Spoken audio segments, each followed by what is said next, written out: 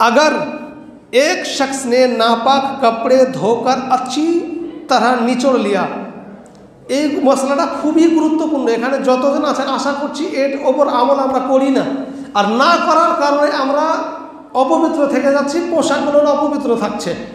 দেখেন, अगर एक शख्स ने नापाक कपड़े धोकर अच्छी तरह निचोड़ लिया, একজন ব্যক্তি সেই অপবিত্র কাপড়টাকে ভালো করে ধৌত করলেন, যেমন করে বললাম, ধোয়ার পরে ভালো করে চিপে মেলে দিয়েছে। मगर एक दूसरा शख्स ऐसा है जो उस पहले शख्स से ज़्यादा ताकतवर है, কিন্তু দ্বিতীয় আরও একজন ব্যক্তি আছে যে ব্যক্তির শক্তি সে প্রথম ব্যক্তি অর্থাৎ যে মেলে দিয়েছে কাপড়টাকে ওর চাইতে এর শক্তি বেশি। মানে সেই কাপড়টাকে যদি এ চিপে মোচড়ায় তাহলে আরও পানি বের করতে পারবে।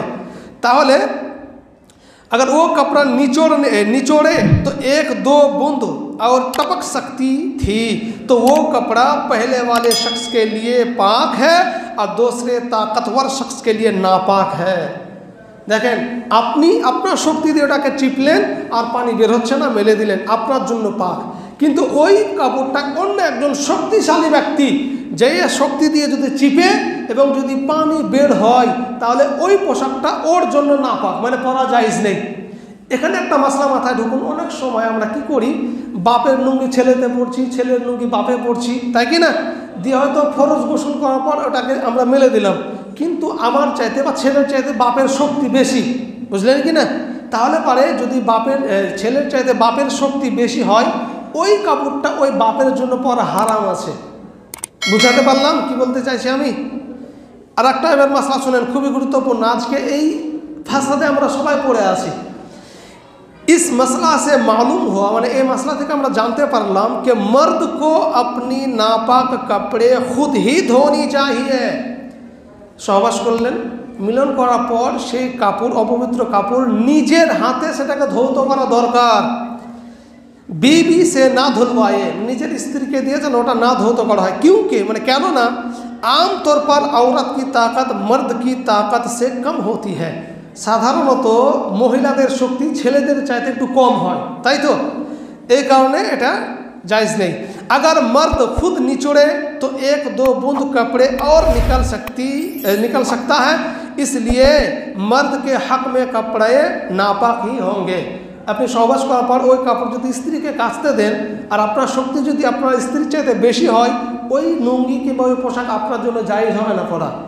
সুতরাং আপনি নিজে ওটাকে কাচেন, বুঝতে পারলেন? আপনি যদি আপনার নিজের স্ত্রীর জিনিস কেচে দেন ওর জন্য জায়েজ হয়ে যাবে। কেন?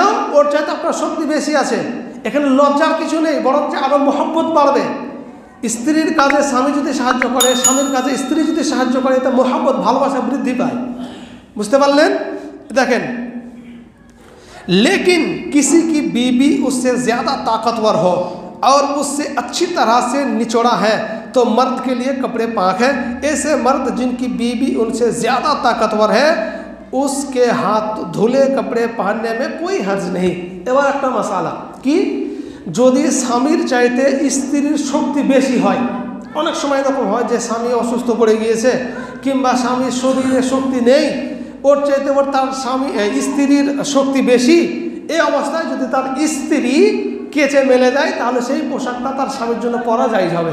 বুঝতে পারলেন? এক কথায় ছোট্ট একটা টপিক মনে রাখেন বা একটা সূত্র মনে রাখেন, অপবিত্র কাপড় সেই কাচবে যার শক্তি বেশি। বুঝতে পারলেন? শক্তি দিয়ে ভালো করে, যেমন করে এর আগে আলোচনা হলো, এমন করে ধৌত করতে হবে। আর একটা মশলা দেখেন,